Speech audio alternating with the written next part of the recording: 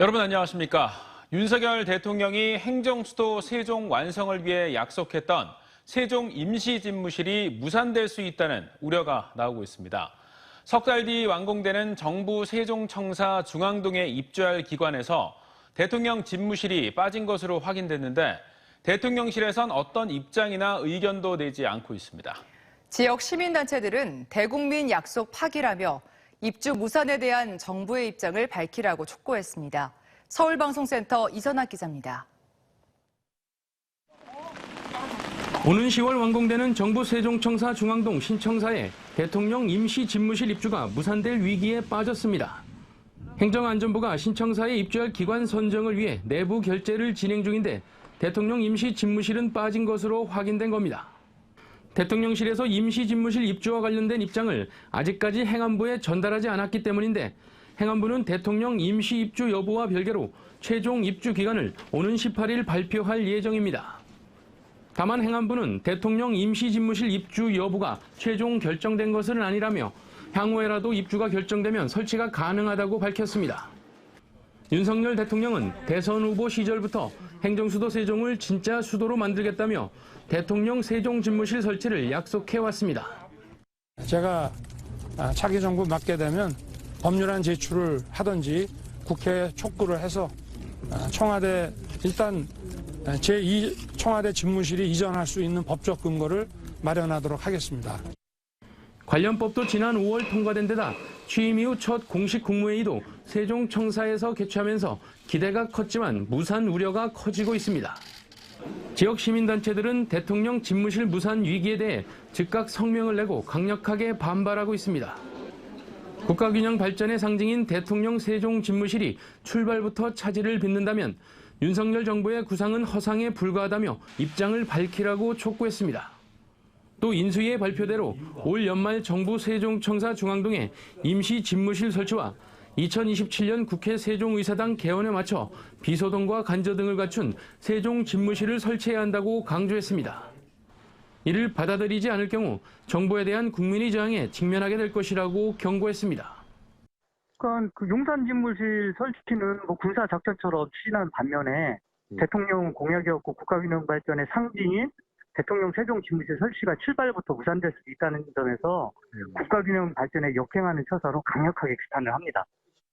현 정부 출범 이후 반도체 인재 양성을 위해 수도권 대학 정원 증원 대책을 추진하거나 수도권 기관의 지방 이전 정책을 평가 절하하는 등 국가 균형 발전에 역행하는 움직임이 계속되는 상황. 이런 가운데 대통령 세종 집무실 설치까지 무산될 위기에 빠지면서 충청권의 반발이 확산되고 있습니다. TJB 이선학입니다. 최민호 세종시장이 대통령 임시집무실의 정부 세종청사 중앙동 입주 무산 논란과 관련해 2027년 비서동과 관저를 갖춘 세종집무실 건립에는 아무런 문제가 없을 것이라고 밝혔습니다. 기자실을 찾은 최 시장은 세종청사 중앙동에 대통령 집무실을 설치할 경우 경호상 문제가 있고 적지 않은 추가 예산이 들어가 2027년 온전한 집무실 건립 전까지 세종청사 1동에 있는 국무회의장을 계속 활용하는 방안을 검토 중이라며 이같이 밝혔습니다. 이와 함께 관련법이 국회를 통과한 만큼 온전한 집무실이 건립될 것이라고 덧붙였습니다. 한밤중 대전의 한 빌라 주차장에서 차에서 내리던 20대 남녀가 누군가 내려친 벽돌에 맞아 중상을 입었습니다. 일면식도 없는 사람이 벌인 이른바 묻지마 폭행이었는데요. 현장에서 붙잡힌 50대 남성은 같은 빌라에 사는 이웃 주민이었습니다. 김철진 기자의 단독 보도입니다. 대전의 한 주택가 골목, 순찰차에서 내린 경찰관이 주차장으로 뛰어들어갑니다.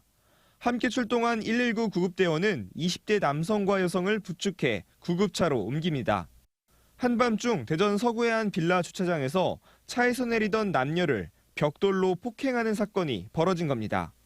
이들을 덮친 건 같은 빌라에 살던 52살 남성 A씨였습니다.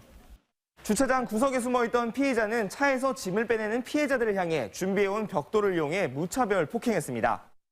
머리와 팔을 수차례 맞은 피해자들은 손목에 골절상을 입는 등 부상을 입었습니다. A씨는 출동한 경찰에 의해 곧바로 체포됐지만 경찰에 있는 상황에서도 소리를 지르는 등 소동은 한동안 계속됐습니다.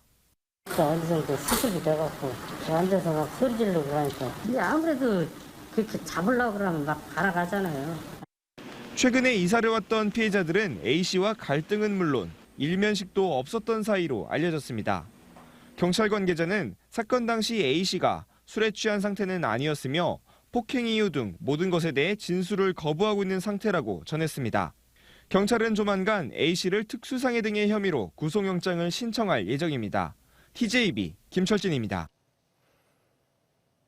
천안과 아산, 당진, 서천, 태안, 예산 등 충남권 북부 지역 6개 시군에 호우주의보가 내려진 가운데 오늘 밤에도 빗줄기가 거세겠습니다. 오늘 하루 서산, 대산 88.5, 당진 80.5, 태안 64, 아산 63.5mm가량의 비가 내린 가운데 내일 아침까지 30에서 80mm가량의 비가 더 내리겠습니다. 특히 충남 북부 지역을 중심으로 시간당 30mm 이상의 강한 비가 내리는 곳도 있겠습니다. 기상청은 충남 서해안을 중심으로 순간 풍속, 초속 20m 내외에 매우 강한 바람이 불겠다며 시설물 관리에 주의를 당부했습니다. 산림청이 오늘 오전 10시를 기해 서울과 인천, 경기, 강원, 충남북 등 6개 시도에 대해 산사태 위기 경보를 관심에서 주의로 격상했습니다. 국립산림과학원의 지역별 강우 예측 분석에 따르면 중부지방을 중심으로 지난 일주일간 누적 강수량이 최대 151mm였으며 수도권과 충청권 등의 시간당 30에서 50mm의 매우 강한 비가 예측됨에 따라 산사태 위험이 커질 전망입니다. 산림청은 산사태 위험경보가 상향 발령된 지역의 주민들은 긴급 재난 문자와 마을 방송에 귀를 기울이고 유사시 안내에 따라 신속하게 대피할 것을 당부했습니다. 정부가 코로나 재유행을 막기 위해 4차 접종 대상을 확대하는 방안을 내놓은 가운데 지역에서도 확진자가 급증하면서 충청권 지자체들이 확산을 막기 위해 비상이 걸렸습니다. 여름 휴가철과 맞물려 대규모 축제들이 이번 주말 개막을 앞두고 있어서 이동량 증가에 따른 코로나 확산 우려가 큰 상황입니다. 김성민 기자입니다.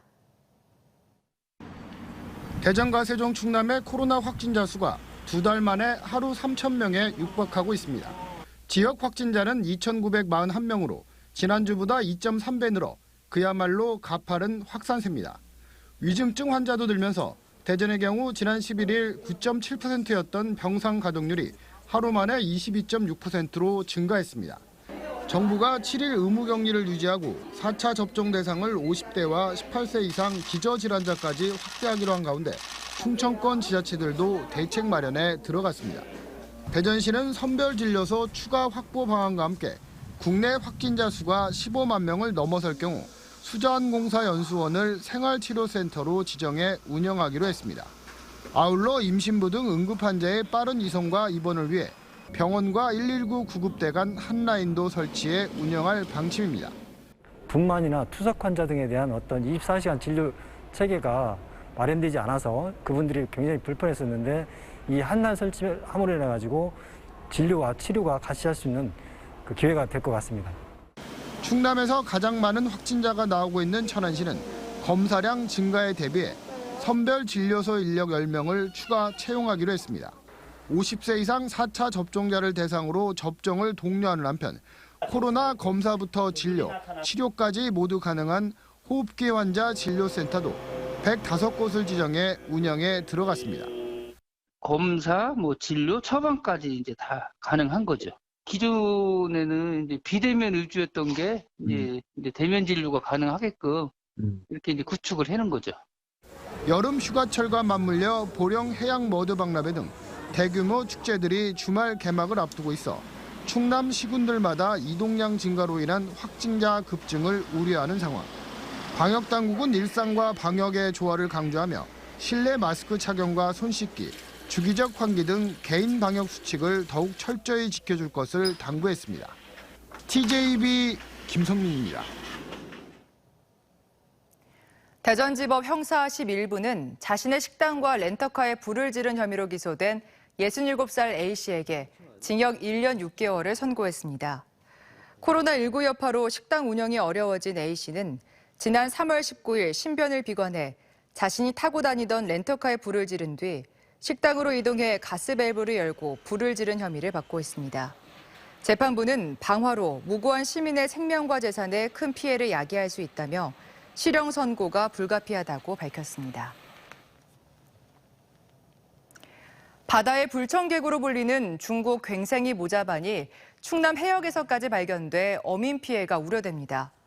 태안해양경찰서는 이달 들어 충남 서해안으로 괭생이 모자반이 몰려오자 경비정과 방제정 등을 동원해 해상에서 21톤을 수거했고 광범위한 예찰을 진행 중입니다. 괭생이 모자반은 중국 해역에서 발생하는 갈조류로 해상을 떠다니며 양식장을 훼손하거나 선박 스크류에 감겨 고장을 일으키고 있고 지금까지는 주로 제주와 전남 신안 등으로 유입돼 오다 최근 충남 해안가에서도 발견되고 있습니다. 이장우 대전시장이 대전 새 야구장을 나중에 돔구장으로 바꿀 수 있도록 설계안을 바꾸겠다고 밝혔죠. 거액의 예산을 들여 돔지붕이 하중을 견딜 수 있도록 기초공사를 보강하겠다는 건데요. 문제는 개방형 야구장을 돔으로 바꾼 사례가 전무한 데다 현재 한밭운동장 부지 면적이 돔구장을 짓기에도 매우 협소하다는 겁니다. 이수복 기자의 보도입니다. 향후 시민들이 요구할 경우에 대비해 돔구장이 가능하도록 기초 설계를 바꾸겠다. 이장우 대전시장의 지시에 따라 개방형인 대전 베이스볼 드림파크 설계안의 대폭 수정이 불가피해졌습니다. 돔구장 증축 시 돔의 하중을 견딜 수 있도록 기초공사를 보강하는데 2에서 300억 원의 예산이 추가로 들 것으로 예상됩니다. 개방형 같으면 이제 패드형으로 기본 골조를 그렇게 하는데 이거는 뭐 말뚝 구조로 기본 골조가 좀 달라지고요. 문제는 국내외를 통틀어 개방형을 증축해 돔구장으로 바꾼 사례가 없고 설계 및 시공 기술을 가진 국내 업체도 없다는 점입니다. 아울러 현재 부지도 돔구장을 짓기에는 매우 협소합니다. 베이스볼 드림파크 부지는 5만 1,200제곱미터로 일본 오사카 돔의 3분의 1, 도쿄돔의 절반 수준이고 실패한 돔구장으로 평가받는 서울 고척돔보다도 좁습니다. 좁은 좌석 간격과 높은 관중석 경사 등 관람객 불편과 심각한 주차난이 불가피한 대목입니다. 증축 시점이 불명확한 가운데 돔구장 신축보다 더 많은 예산이 들어갈 수 있다는 점도 걱정입니다. 실제로 개방형이었던 설계안이 하프돔을 거쳐 돔구장으로 바뀐 서울 고척돔의 경우 설계가 8차례나 바뀌면서 공사비가 무려 7배 늘었습니다. 비용도 엄청 많이 발생하고 하자도 많이 발생해서 짓고 나면 시적사항이 아니라 욕먹는 사항이 될 수도 있고요. 이와 함께 최근 서울 잠실과 인천 등 수도권에서 잇따라 돔구장 건립이 추진되는 상황에서 연간 60억 원 이상 유지비가 드는 돔구장을 이용한 수익 창출 문제 등 경제성도 꼼꼼히 따져봐야 한다고 전문가들은 지적합니다. TJB 이수복입니다. 김태흠 충남지사가 산하 공공기관 전체에 대한 감사를 지시한 직후 김종영 도감사위원장이 사직서를 제출했습니다. 김 감사위원장은 임기가 내년 6월까지로 아직 1년이 남았지만 지난 5일 사직서를 제출해 현재 수리된 상태로 전임 양승조 지사와 친분 때문에 사퇴를 고민한 것으로 전해졌습니다. 한편 김 위원장이 김태흠 지사의 감사 지시를 수긍할 수 없어 사직한 것이 아니겠나는 관측도 나오고 있습니다. 김태흠 충남지사가 기후변화 대응 국제기구인 언더2 연합의 아시아 태평양 지역 공동의장으로 선출됐습니다.